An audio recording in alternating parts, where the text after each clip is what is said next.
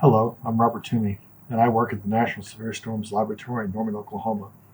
This presentation is meant as a quick overview of the RAPIO project, what it basically does and motivations behind it, why and where it came from. I'll be updating and filling out the online wiki for this project as it moves more into a beta state, as well as adding basic stuff such as how to compile and use the API. Anyone who finds this project useful is more than welcome to contact me and contribute code. First, before talking about RAPIO, just a quick background. We started off a long time ago programming a system called code, or the Common Operational Development Environment. The idea behind this was to create a framework for weather researchers to quickly implement real-time algorithms for processing big data. This basically became encapsulated by a project known as Woods 2, and along with other NSSL groups, such as HMET, these form the back-end data processing for the majority of our weather algorithm output. The front-end output of these systems push data into a web-based, publicly available system called MRMS with a multi-radar, multi-sensor system, and are also displayed in WG, a C++ research display system heavily used within NSSL. Other display systems, such as the experimental Java display called WG2 and AWIT's four-dimensional Storm Cell Investigator, also use data from this back-end. We had a lot of success with this system. It mostly works. We ingest real-time big data from hundreds of radars around the US and Canada. We process this data, perform tasks on it such as quality control, protection from polar to grid coordinates, merging, and creating of new meteorological products.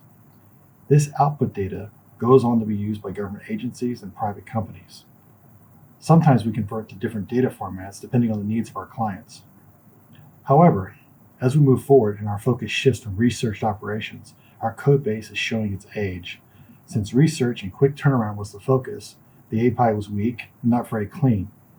Lack of documentation and a simple clean API led to developers rewriting the rules too many times. Too much code, common actions were duplicated and repeated, especially with slight differences in the duplicated code. This makes combining code into common API functions and improving the API or adding functionality extremely difficult or near impossible. We have the major issue right now of wanting to change things and make it better, but being unable to do so because changing it affects too many algorithms in a non-predictable fashion.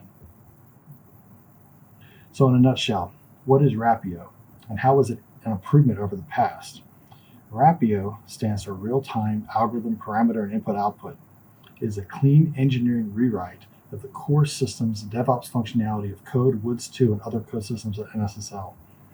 It's open source, which has many benefits and ease of access. For example, easily allowing other groups, even outside of NSSL, to develop algorithms to contribute to MRMS while still following our standards and API. It allows us to cleanly and drastically change the API as needed. It allows us to separate the design and focus of the DevOps aspect of the code from the design and focus of meteorological algorithms, which improves our ability within an operational environment. Indeed, you could use RAPIO for completely different real-time algorithms, doing other things such as stock trading, etc. The key thing to note is that Woods 2 is still separate and will contain copyrighted algorithms. This is a third-party library, like many of the others that we use within Woods 2. The difference is that we can now decide what we make freely available versus not. For example, we can decide if a simple lat-long grid clipping tool is public or sold/licensed. We could, for example, choose if HMET algorithms are licensed or not, part of Woods 2, or separate on their own. These are some of the major changes between Woods 2 and RAPIO so far. We're embracing C++ 11 and forward with more standard template library usage, as well as a more modern compiler focus. However, we do need to lag somewhat to allow customers time to upgrade systems. We're using standard share pointer, unique pointer over the old custom smart pointer. RAPIO has 0 smart pointers. Granted, at the time, shared pointer wasn't available, but it is now, and it is better, and it's thread safe. Our time classes wrap around standard chrono, time, point, and duration. This will let us use, for example, the C++ 20 proposed data abilities when they're eventually added to standard chrono.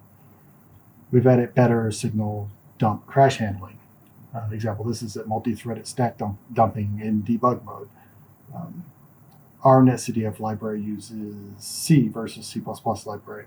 We found in general that the netcdf C++ library lags significantly in feature ability behind the C library, and it's pretty easy to wrap, so we just use the C library. Drastic reduction of abstraction and template use has occurred. For instance, this is just faster and cleaner. We don't really need to be this abstract. For example, a lat long grid is just a 2D array with some meta information. We separate data from data projection information.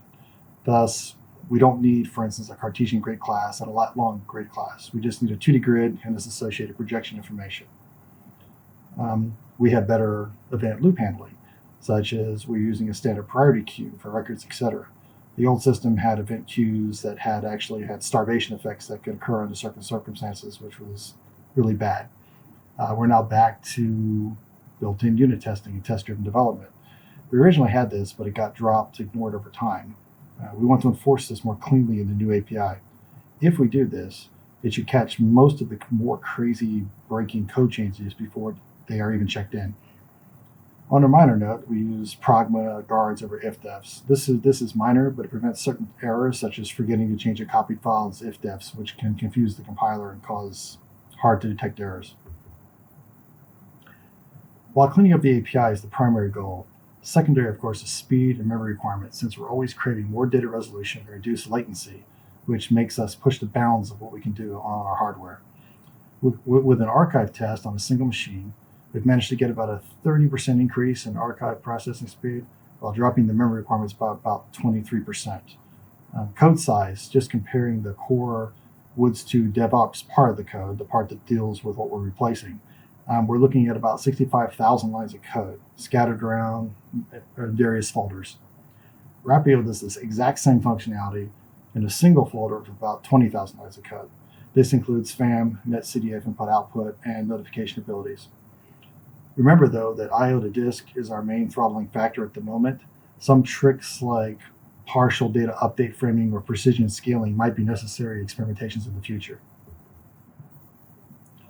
This is a quick list of things I'm currently working on.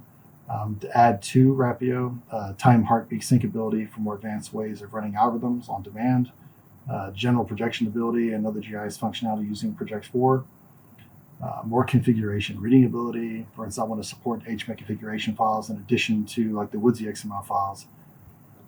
General ingest of data with a clean API class. We have a lot of ingesters that duplicate code for pulling, reading files.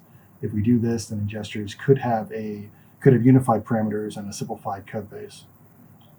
Enhancement of old Woods 2 data types for more power and combining geosync data. One of these things is precision scaling ability in the data for I/O reduction. If we limit decimal places on a per moment basis, we might be able to reduce I/O at the cost of CPU for compressing and compressing. Another is multi-laster lang ability, like the rest of the GIS world. In other words, more than one data value possible per gate or cell. This could combine and drop our I/O quite a bit, I think. And finally, like wgrip2, I want a general API pull ability for grip2 data. This is something we've wanted for a long time. Being in a new system allows me to actually fully implement this in a clean way. As we move forward in MRMS version 20, we'll continue to enhance and improve RAPIO, API within a limited circle. The first thing is embracing a test-driven development. Currently, archive, FAM, web, read, and write are all tested and working. I want to add this functionality while ensuring everything keeps working. To improve the API, we'll port maybe one or two algorithms, one Woods 2, one HMAT, and then add and adjust to our API to eliminate duplicate code. Another step could be to have someone writing a new algorithm use the API and document feedback as they go in order to harden the API. Later on, porting more algorithms with an emphasis on backtesting and eliminating duplicate code would be another stage. And finally, at least one paper on the project might be a good idea. Where would you get this? Currently, I've got a repository. It's on GitHub. It's at the following address under me, and there'll be a flag in the MRMS build at some point to build this in at some point.